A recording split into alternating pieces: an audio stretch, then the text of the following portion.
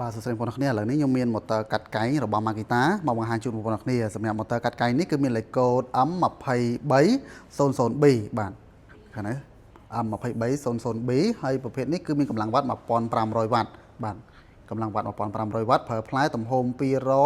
255 មីលីម៉ែត្របងប្អូនគ្នាណាហើយតើតើជាមួយនឹងមុំតាបយើងសេរីបានចន្លោះពី0ទៅ45ហើយមានកំណុះក្រិត2 3ទៀតដែលយើងអាចថានៅពេលយើងកាត់អាចលួចមកខាងក្រៅបន្តិចយកចូលខាងក្នុងបន្តិចតាមជាក់ស្ដែងណាបងប្អូនគ្នាមាន15 22.5 30 31.6 45អញ្ចឹងទៅនេះតាមតម្រូវការបងប្អូនគ្នាហើយសម្រាប់មុំ motor ខាងនេះវិញបាទយើងអាចសេរីបាន45នេះបាទនេះ0រហូតដល់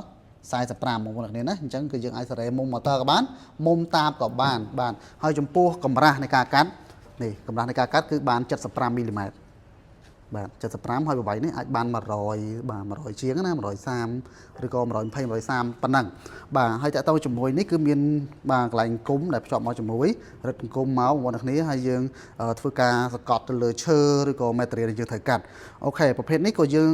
មាន sample ក្នុងការតេស្តដែរបាទបើសិនជា sample ក្នុងការតេស្តណាបងប្អូនគ្នាត្រូវការតេស្តឲ្យដឹងពីគុណភាពយើងអនុញ្ញាតឬក៏យើងរៀបចំជូនបាទបងប្អូនគ្នាតេស្តបានចន្លោះពី1ថ្ងៃទៅ3ថ្ងៃដើម្បីដឹងការងារជាក់ស្ដែងហើយបើសិនជាបងប្អូនគ្នាចង់ដឹងព័ត៌មានបន្ថែមអាចតាក់ទងមកបានបាទសូមអរគុណ